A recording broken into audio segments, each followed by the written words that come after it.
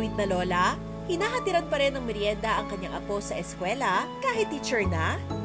Viral online ang nakakaantig ng video na ibinahagi ni Teacher Beverly Cabanero mula sa Santa Rosa, Nueva Ecija.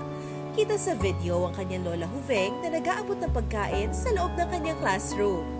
Kwento ni Teacher Beverly, mula pagkapanganak sa kanilang magkakapatid at magpipinsan, si Lola Huveng, katulong si Lola Wenceslao ang nag-aalaga sa kanila. Dahil pare-parehong nagkatrabaho ang kanilang mga magulang, sa pag-aaruga ng kanilang lolo't lola sila lumaki.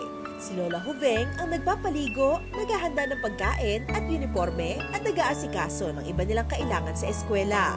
Habang si Lola Wenceslao naman ang naghahatid at nagsusundo sa kanila mula kinder hanggang college. At kahit nagtatrabaho na si Teacher Beverly, hindi pa rin nagpapapigil si Lolo sa paghahatid sundo, habang ang lola naman patuloy pa rin sa pagdadala ng merienda sa kanyang apo. Ayoko nga magutom at baka magkasakit yung apo ko. Naaalala ko lagi yun. Si nanay, nagsimula siya maghatid sa akin ng merienda. Parang since nalipat ako dito sa school, kasi nga yung school, katabi lang ng bahay nila nanay. Kaya anytime, pwede niya akong dala ng merienda. May mga times talaga na sinasabihan ko na si nanay na, Nay, ako, huwag mo na akong dala ng merienda kasi nga, may pagkain naman dito. Ganun. Pero hindi, pagka hindi niya nadala sa akin, iaabot niya doon sa may tao sa kantin. Kasi alam nga niya na madalas hindi ako nakakapag-breakfast. Pagmamalaki naman ni Lola Huveng, sadyang mabait din daw ang kanyang apo sa kanilang pamilya.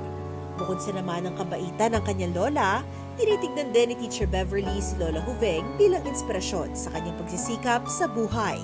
Pinagmamalaki ko ay mapakabait sa kanyang mga magulang, lalo-lalo na sa tatay at sa akin. Lagyan niya akong naalala. Yung susweldo yun, mga pamangkin, mga anain, binibili niya ng mga gamit. Si nanay, isa siya sa mga naging inspirasyon ko sa buhay para talaga mag-work, mag-strive na makapagtapos ng pag-aaral. Kasi nakita ko yung dedication nila. Tsaka sila yung talaga nagtyaga na mag-aral ako, na ihatid sundo ako, na hindi ako mahirapan habang nag-aaral ako. Yung mga sacrifices nila sa amin, sa pamilya. Kaya pinilit ko talaga namin magpipinsan. Sa hirap nga ng buhay, hindi kami papayag na hanggang doon lang kami.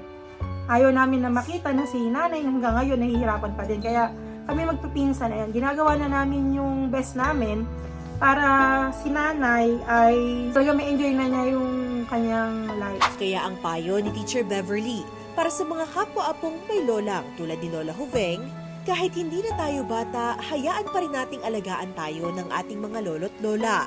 Dahil sa kanilang pag-aaruga, na ipapamalas nila ang walang katumbas na pagmamahal nila sa atin. Hayaan nyo lang na gawin nila yung gusto na pa rin nilang ginagawa nila para sa atin.